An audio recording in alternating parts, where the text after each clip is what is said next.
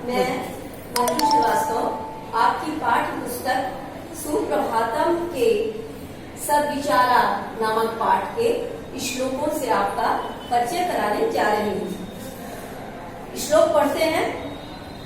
शांति तुल्यम तपो नास्ति न संतोषात् परम सुखम न तृष्णाया परो व्याधि न च धर्मो दया परः।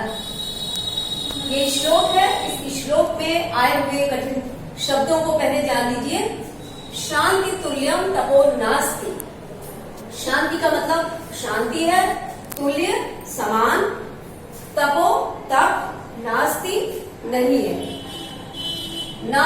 नहीं, संतोषा संतोष से, परम बड़ा, सुखम सुख, तृष्णाया लालच, परो नहीं, व्याधि रोग, धर्मो धर्म, दया परम, दया से बड़ा।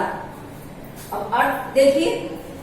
शांति तुल्यम तपो नास्ति। शांति के समान कोई तप नहीं है। शांति के समान कोई तप नहीं है। न संतोषात् परम सुखम, न संतोष से बड़ा कोई सुख है, न तृष्णाया परो व्याधि, न तो लालच से बड़ा कोई रोग है, न च धर्मो दया परः, न तो धर्म से बड़ा, न तो दया से बड़ा कोई धर्म है। फिर से दोहरा देते हैं आखिर बात। शांति के समान कोई तप नहीं है, संतोष से बड़ा कोई सुख नहीं है, लालच से बड़ा कोई रोग नहीं है और दया से बड़ा कोई धर्म नहीं है। आइए अगले श्लोक की ओर। संपत्तौ च विपत्तौ च महताम एक रूपता, उदय सविता रक्तो रक्तश्चास्तम गते यथा। अब इसके कठिन शब्दों को देख लीजिए। संपत्तौ च विपत्तौ च।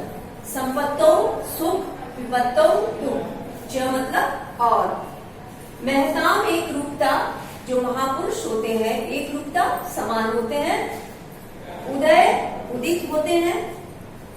सविता सूर्य, रक्तो लाल, अस्तम अस्त होना। अब पूरे को मिलाकर अर्थ करते हैं कि सुख और दुख में महापुरुष एक समान होते हैं।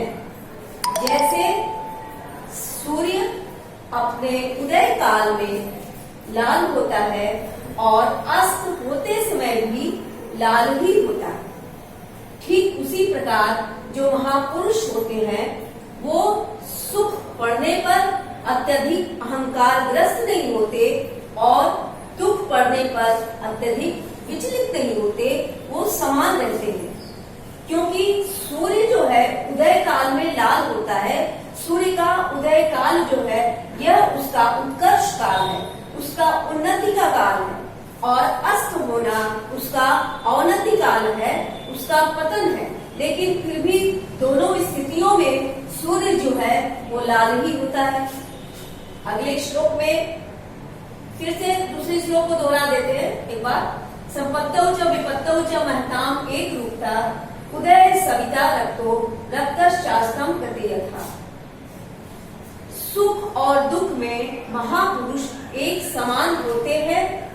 जिस प्रकार सूर्य अपने उदय काल में लाल होता है और अस्त होते समय भी वो लाल ही रहता है। तीसरे श्लोक की ओर आते हैं। शोको नाश्यते धैर्यम, शोको नाश्यते श्रुतम, शोको नाश्यते सर्वम, नास्ति शोक समो रिपुः। शोक का तात्पर्य है दुख, नाश्यते नष्ट होना, धैर्य, श्रुतम ज्ञान, सर्वम सब कुछ, रिपु शत्रु, समो समान। अर्थ देखिए।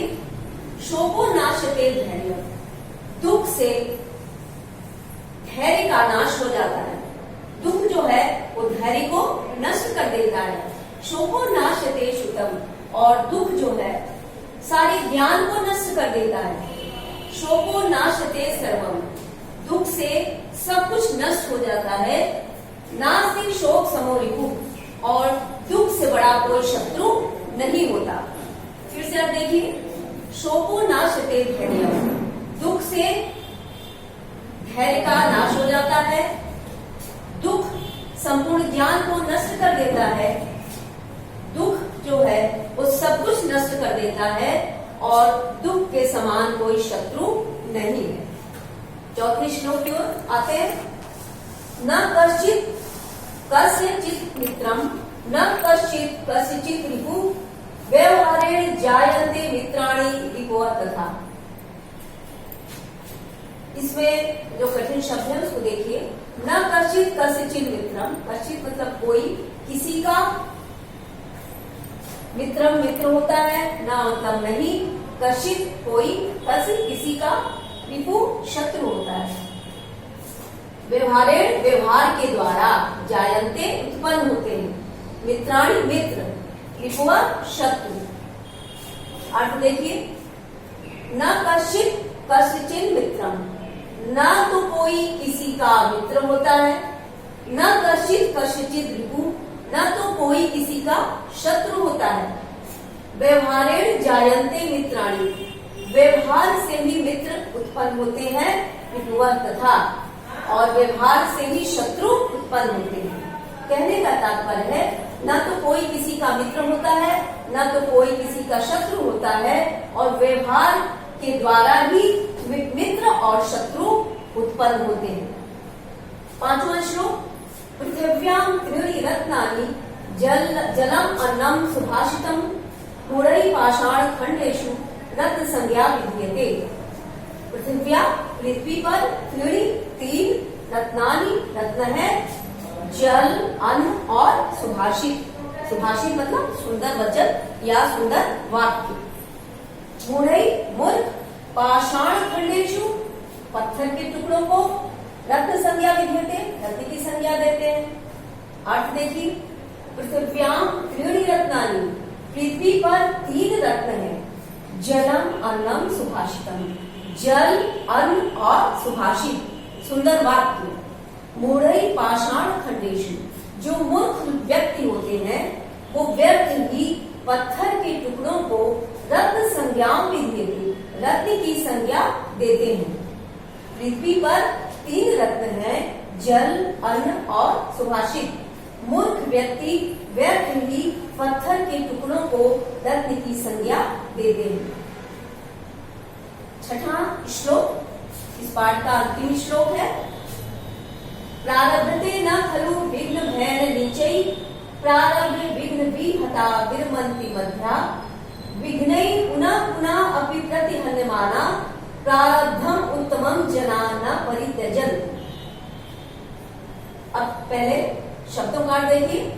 प्रारब्धते, प्रारंभ करना, विघ्न के भय से, नीचे निम्न प्रकृति के व्यक्ति या नीच व्यक्ति, विघ्न विहता बाधाओं से बाधित होना, विरमंती रुक जाते हैं, मध्या मध्यम कोटि के व्यक्ति, पुनः पुनः बार बार, प्रतिहन्यमाना बाधाओं से संघर्ष करते हुए, बाधाओं से टकराना, प्रतिहन्यमाना मतलब बाधाओं से टकराना। प्रारब्धम उत्तमम जना, प्रारब्ध में तो शब्द है प्रधन आरंभ, आरंभ किया गया, प्रउपसर्ग है, आरंभ प्रारंभ करना। उत्तम जना, उत्तम प्रकृति के लोग, न परित्यजन्ति नहीं त्यागते हैं, नहीं छोड़ते हैं। आइए अर्थ की ओर। प्रारब्धते न खलु विघ्न भयन नीचे, यहाँ से अर्थ करेंगे। जो निम्न प्रकृति के व्यक्ति हैं, जो नीच व्यक्ति होते हैं, वो विघ्नों के भय से, बाधाओं के भय से, प्रारब्धते न खलु कोई कार्य प्रारंभ करते ही नहीं है। प्रारब्ध विघ्न विहता विरमन्ति मध्या, जो मध्यम प्रकृति के व्यक्ति हैं, वो विघ्नों से बाधित होने पर प्रारंभ किए गए कार्य को विरमन्ति बीच में ही रोक देते हैं। विघ्नै पुनः पुनः अपनी प्रतिहन्यमाना, और विघ्नों से बार बार टकराते हुए भी, प्रारब्ध उत्तमम जना, जो उत्तम प्रकृति के व्यक्ति हैं, वो